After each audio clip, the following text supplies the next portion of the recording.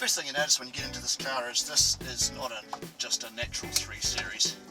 This is something very special. And made for a different purpose too.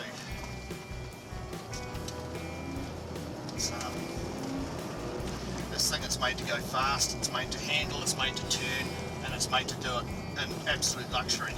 Yeah, a lot of the running gear is completely different from the standard 3 Series, and by God it feels like it too. This is one special car.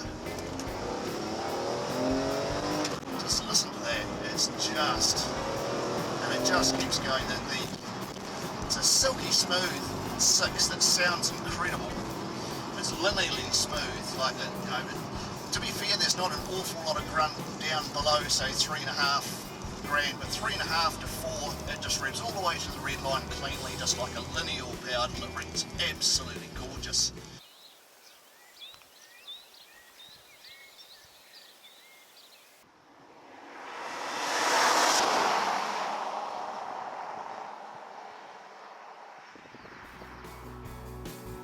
With an engine producing 338 brake horsepower, 0 to 60 comes up in 4.8 seconds, which is seriously quick. It's speed limited to 155 mile an hour. For pure driving pleasure, this car has it all. It has a great engine, the ability to change direction quickly, stop and accelerate. It's such an entertaining drive. The steering's got great feedback, yet it's not intrusive. The turn-in is great, the brakes are powerful but they're progressive. But that engine is just something else. Some cars have prestige, some cars handle well but lack in other areas. This is a total package. It really does everything very, very well. It really is a driver's car.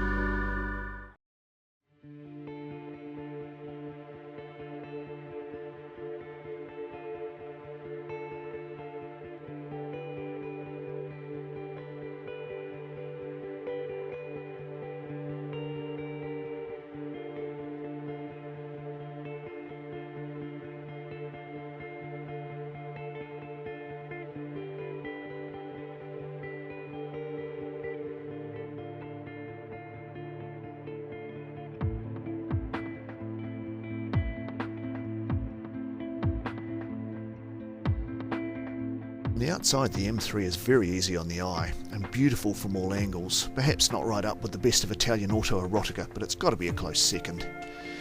Although 14 years of age, its lines are timeless and modern by today's standards. One issue I had with this car around town is spending so much time admiring the car's reflection in the shop windows as you drive past. I dare say with practice this behaviour can be minimised, but difficult to eliminate totally.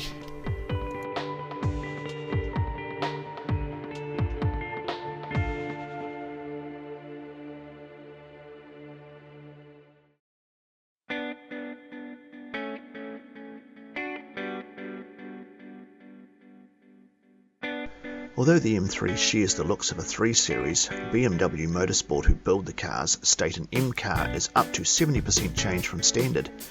Visually you can see it is much lower and wider. Underneath the skin it is lighter, has much better brakes and suspension, more powerful, and is much quicker. It has been described as the affordable supercar.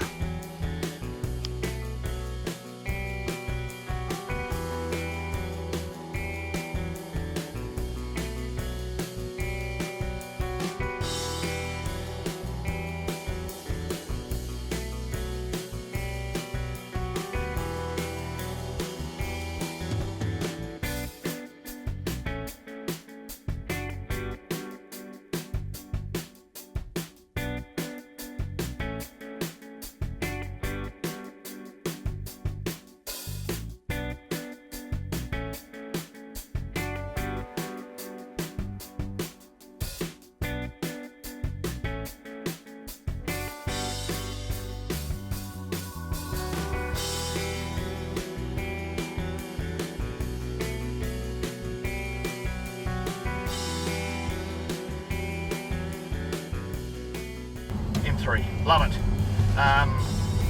Certainly goes through a bit more gas, but that really doesn't matter at all.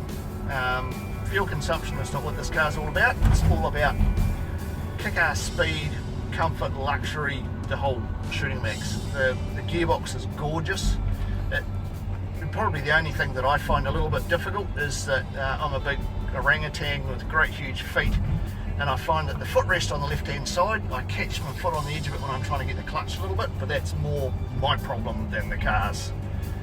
For sure, you can buy a lot more bang for buck in terms of speed. You could go and get yourself a WRX or something like that, which again, bloody awesome cars. It really just depends on what you want, but these things are something special. They've got that X factor, German precision X factor that, forgive me, Japanese guys, and I was one of them, a Japanese car just doesn't have. I'm sorry.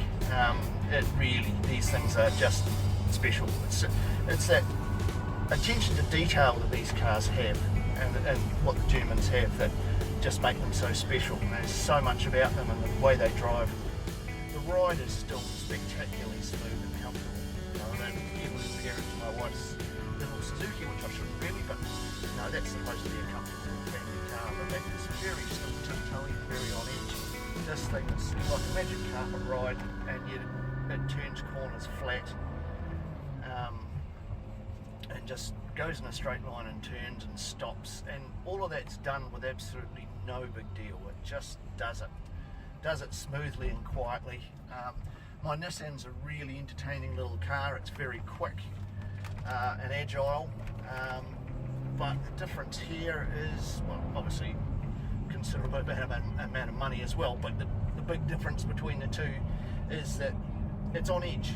When you go into a corner fast, it turns in quickly, it does all that sort of stuff, but you always feel like, you know, you could wash out at any second. It feels quite intense and quite sort of very much on an edge, whereas you can do the same thing on this car, be on, you know, pretty close to its limits, and it's just no bother. It's just smooth and quiet and turns, and it you know, you get every bit of feedback through the steering wheel, but none of the intrusion and none of the shakiness and the following of rough, you know, the Nissan tends to follow, you know, rough areas on the road. This just sits flat. Yeah, there's no real good way of putting this into words, just how good this car is. It's just spectacular. And frankly, I think if you're like me and you're cleverly disguised as an adult, you should have one. I don't know, I want one, and I'm going to go and tell my wife that.